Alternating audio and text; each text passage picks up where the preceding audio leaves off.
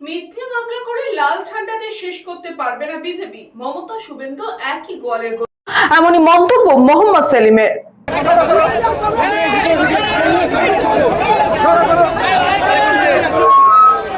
আমাদের মিছিল এই সামনে রবীন্দ্র ভবনের এখানে শেষ হবে। আমাদের মিছিল সামনেই রাজ্যে তৃণমূল সরকার যেমন মিথ্যে মামলা করেছে সিপিএম এর বিরুদ্ধে, বিজেপি সরকারও একইভাবে মিথ্যে মামলা করেছে সিপিএম নেতাদের বিরুদ্ধে। তবে মিথ্যে মামলা করে সিপিএম এর লাল ঝান্ডাকে শেষ করতে মমতা পারেননি, শুভেন্দুও পারবে না। মমতা ও শুভেন্দু একই গোয়ালের গরু। এইভাবেই এদিন বারুইপুরে সিপিএম এর প্রতিবাদ মিছিল থেকে বিজেপি সরকারের বিরুদ্ধে তোপ দাগলেন সিপিএম এর রাজ্য সম্পাদক মোহাম্মদ সেলিম।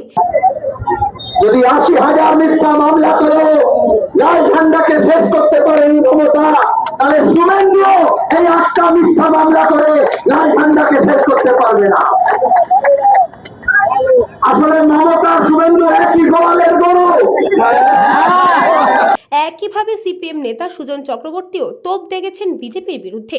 বারুইপুরে সূর্যপুরে নাবালিকা ধর্ষণ ও খুনের ঘটনায় 2 সপ্তাহ আগেই উত্তপ্ত হয়ে ওঠে এলাকা। পিটিয়ে খুন করা হয়েছে ইন্দ্রজিৎ মণ্ডল নামে এক যুবককে। ঘটনার দিন এলাকায় ব্যাপক উত্তেজনা ছড়ায়। সেই সময় সিপিএম নেতা লাহিক আলী ঘটনাস্থলে উপস্থিত থেকে নাবালিকা হত্যার ন্যায় বিচারের দাবিতে সরব হয়েছিলেন। সেই লাহিক আলীকেই পুলিশ এলাকায় উত্তেজনা ছড়ানোর অভিযোগে গ্রেফতার করে। লাহিককে মিথ্যে মামলায় পুলিশ গ্রেফতার করেছে। তাকে অবিলম্বে মুক্তি দিতে হবে বলে এদিন প্রতিবাদ মিছিল করে সিপিএম। বারুইপুর পদ্মপুকুর থেকে রবীন্দ্র ভবন পর্যন্ত চলেই বিক্ষোভ ও প্রতিবাদ মিছিল। সেই মিছিল শেষে এদিন বক্তব্য রাখতে গিয়ে একের পর এক রাজ্যের মুখ্যমন্ত্রী শুভেন্দু অধিকারীও বিজেপি সরকারের বিরুদ্ধে সুর চড়ান সেলিম সুজনরা। এদিনের মিছিলে আরও উপস্থিত ছিলেন সিপিএম এর নেতা শতরূপ ঘোষ, রবীন দেব, সায়ন বন্দ্যোপাধ্যায়রা। এদিন বক্তব্য রাখতে গিয়ে সেলিম আরও বলেন, বিধানসভায় বড্ড হম্বিতম্বি করছে মুখ্যমন্ত্রী, বিধানসভার নিয়ম মানছেন না। আসলে ছোটবেলায় ওর বাপ ঠাকুরদারা ওকে কান ধরে সঠিক শিক্ষা দেননি, আর মমতার কাছে যখন ছিল তখন মমতাও সঠিক শিক্ষা দেয়নি। গুন্ডা দমন আইনের নামে প্রতিবাদীদের দমন করতে চাইছে এই বিজেপি সরকার। ধর্মেন্দ্র প্রধানকে জমা করেছিলেন প্রধানমন্ত্রী নরেন্দ্র মোদী, কিন্তু ছাত্র আন্দোলনের পর তাকে খরচ করতে হলো বলে এদিন কটাক্ষ করেন সুজন চক্রবর্তীও। গতকাল পশ্চিমবাংলায়, বিশেষ করে কলকাতা শহরে সারা দেশের মতন অভূতপূর্ব ছাত্র সমাবেশ। হাজার হাজার স্কুল কলেজ সবাই নিজের মতন করে পোস্টার লিখেছে, জেনজি নিজের মতন করে ছবি এঁকে নিয়ে এসছে, এবং তাতে বোঝা যাচ্ছে তাদের মনের ভাবটা কীরকম, রাগটা কীরকম।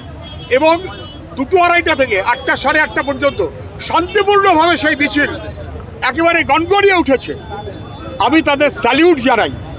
এটা ঠিক যে এজেন্ট প্রভোকেটর হিসেবে কেউ কেউ তাদের মধ্যে ঢুকে ছাত্র আন্দোলনের গরিমাকে নষ্ট করতে চেয়েছে, ছাত্র আন্দোলনের ঐতিহ্যকে নষ্ট করতে চেয়েছে, এবং সেই কারণে সাংবাদিকদের ওপরেও আক্রমণ করেছে। সেই আক্রমণের আমরা নিন্দা করি।